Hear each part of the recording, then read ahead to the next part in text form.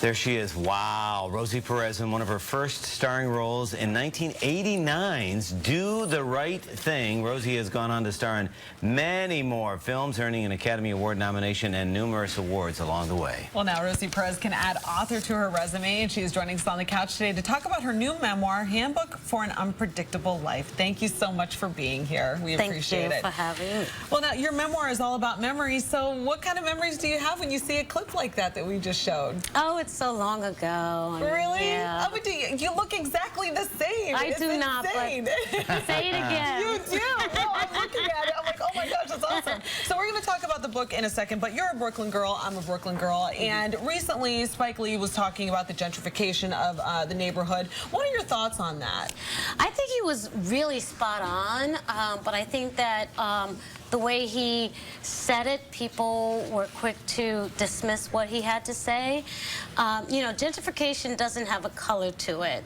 It's a mindset. It's a sense of entitlement and a lack of respect for those who were already there. And that's what he is speaking about. And he's also speaking about, you know, why weren't we good enough for you to upgrade the neighborhood? Why did you have to wait for the new people to come in to do it? Because it's not just that they came in and they brought some commerce into the neighborhood. No, they improved the schools, they improved the roads, they improved this and this and that. And so I understand where he's coming from. But I didn't get that out of his statement. What you just said to me, I didn't. I think that it was clouded by. It was convoluted. But it also, he came off as somewhat hypocritical because he has left and he's in a much better neighborhood now. So it's like what's good enough for some people isn't good enough for him. It's just, well, his decision, it wasn't just his decision. It was heartbreaking for Spike to leave Brooklyn. It was for his family. That was the choice. But I think also his, you know, his father and his brothers and sisters still live there.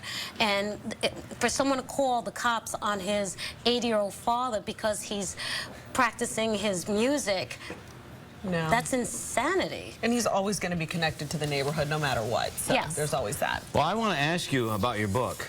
And first, where did you get the courage to write this book? Oh, man. You know, it was really, really difficult. There was times where I was laughing while I was writing it, and then there was a lot of times there were a lot of tears. And what kept me going was the students that I have in my charity, that I mentor, because I just kept saying, if I had someone to tell me, listen, you had a tough time in your childhood, but you can't bring that into your adult life and have it affect others. Oh my gosh, it would have been such a gift. It wouldn't have taken me so long to get there. And so that's why I went 25 years back, and even actually 40 years back, to start telling my story. And it was really those kids that kept me going, because there was a lot of times that I actually wanted to stop writing. Actually, there were times I actually did stop writing, and I wouldn't touch the computer for like 2-3 months. But are they the reason why you continued writing? Yes. 100%. So I have always known you as Rosie Perez. You know, oh yeah, she does movies and she's an entertainer and she's, you know, boy, I have a lot more respect for you now. The first chapter of this book, when I find out about your mother and your father and what your mother meant to you then and how you really had a lot of reconciling to do with your mother. Who your dad was not married to your mother at the time you were born. There was some violence. You were shifted around. And your school experience, even though there's a lot of rough language, I mean, there's some rough language in this. I told my daughter, I said, she should read this book to really get an appreciation of you as an artist, but also the struggles you've overcome. Why now are you writing this book, and why now are you sharing it? You've told us the reason behind some of the people who left. Why now in your life? Because I'm more mature now, and I'm emotionally mature as well, and I'm able to handle the response. The reason why I didn't tell my story and I kept it so close is that I understood the judgment that would come from it, and I also understood the malicious gossip that would follow. And when I was younger, in my early 20s, the pain was just still palpable, it was still raw, and I wouldn't be able to handle it. I knew it would just crush me. And also, I didn't want anyone's pity. Now, I'm at a point, whatever your response is, I'm good with it. It's none of your it's none Yes. of my business what you think of me. It's Exactly. kind of like, yes, exactly. Yeah. I mean, those are your issues that Yep. you're going to have to work through, and I understand that now. I don't take others' responses personally anymore. It's such a hard thing to work through, though. Yes, it You know, is. and I think that when you're guarded as a person with the experiences that you've gone through in life to get to that point, I mean, that is just, now you can conquer anything. You know, and I feel like, don't you wish that you would have had that earlier on in your career? Don't you think things would be different had you been enlightened earlier? Yes. You know, when I was a child, I always knew I was going to be successful. And it's because when you endure such adversities as a child, you're forced to think as an adult. You're forced to think about your future and all of that. That said, I wish somebody told me, why don't you go get help? Yeah. I really wish someone would have told me that. How's your relationship with the family now? It's so-so. Are they you know, reacting to the book? not so much, but you know, the things that occur that I write about, like I said, it's been 20 years plus, and a lot of those issues have been resolved.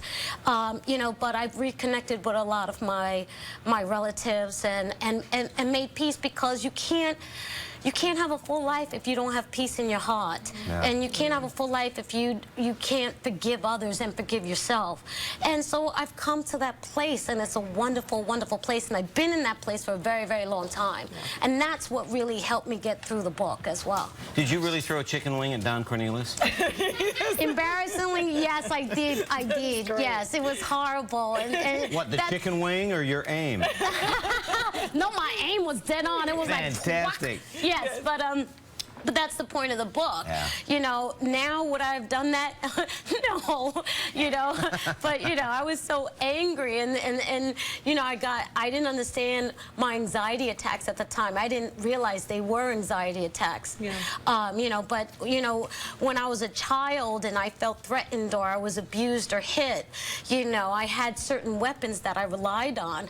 As an adult, I didn't need those weapons anymore, but I didn't understand that yet. Yeah. So I learned how to respond accordingly. It's such a beautiful thing to see you here in our studio, and Russell Simmons, an old friend, coming in. He's also going to be talking about his book. He's probably tweeting you right now. I put him in the book. Don't worry, Russell, nothing bad. You're in the book, man. Oh, there's stuff You're in the book. I hope that's nothing bad. Well, No. I kept all of that secret. Yeah, That's fantastic. good. That'll be in the next book. I kid. Now you're going to start gossip. No, I kid. You need He to was talk wonderful. about your book, though. It's a good book. It is an amazing Great book. It's a fun read. and we want everybody to read it. Of Funny course. that you don't see. I read it to see what you said about Did it. you? Oh, yeah. No, Russell was very instrumental in my career as a choreographer as well, and bringing all the acts on In Living Color. So, thank you. Yeah, you're Yes, welcome. and I just Well, quickly, I'm how being come you told, don't age? We're being, I know, exactly. how come That's she what I'm looks saying. so What is good? wrong Really with you and quickly. you don't age? How does everything still, you know, everything I know, seems she's to be- keeping it beige, don't age. I mean, look at her, she looks good.